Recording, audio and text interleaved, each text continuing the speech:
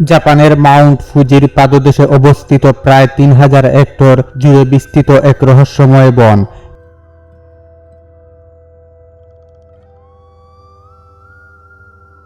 এখানে বাতাস থেমে যায়, শব্দ হারিয়ে যায়, এমনকি কম্পাস ও মাঝে মাঝে পথ ভুলে ফেলে।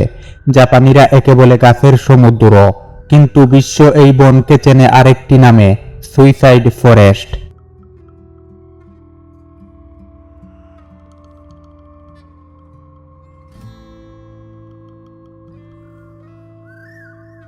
এই বনের জন্ম 864 খ্রিস্টাব্দে।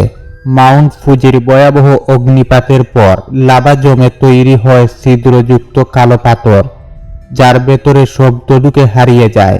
এখানকার মাটিতে রয়েছে প্রচুর চুম্বকীয় লোহা, তাই অনেক সময় কম্পাস সঠিক দিক দেখাতে ব্যর্থ হয়। ঘন গাছপালা, পাথরের ভূমি আর নিস্তব্ধতা, এই বন যেন প্রকৃতির তৈরি এক নীরব গোলক দাদা।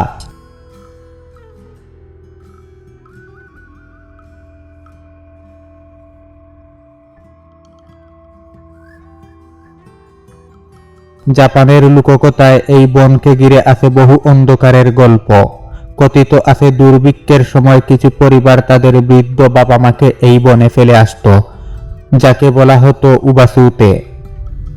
যদিও ইতিহাসবিদরা বলেন এটি অনেকটাই কিংবদন্তি, তবে 1960 সালে প্রকাশিত উপন্যাস কুরোই জুকাই এই বনকে নতুনভাবে পরিচিত করে তুলে একটি আত্মহত্যার গন্তব্য হিসেবে।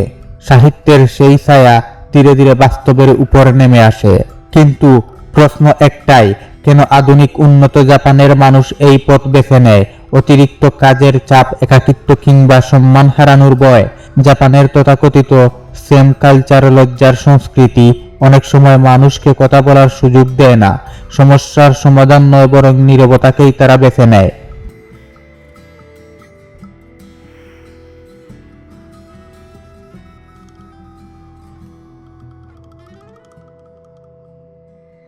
তবে এই বন শুধু মৃত্যুর কথা বলে না, এখানে আছে বাঁচানোরও গল্প। স্বেচ্ছাসেবীরা দিন রাত টহল দেয়, কথা বলে, শুনে, হাত বাড়িয়ে দেয়।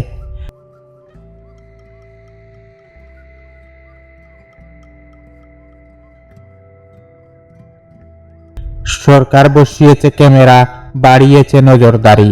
এই বন আমাদের একটাই কথা মনে করিয়ে দেয়, মানুষের সবচেয়ে বড় প্রয়োজন আরেকজন মানুষ।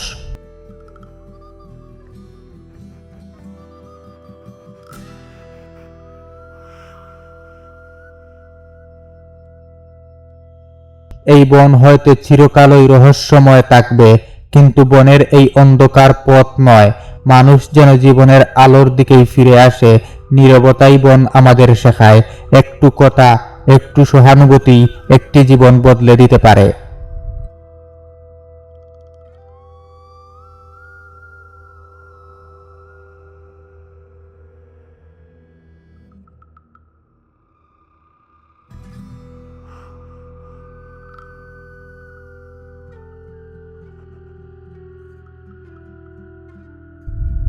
ভিডিওটি ভালো লাগলে লাইক দিয়ে কমেন্ট করুন, সাথে থাকুন সার্চ লাইটের।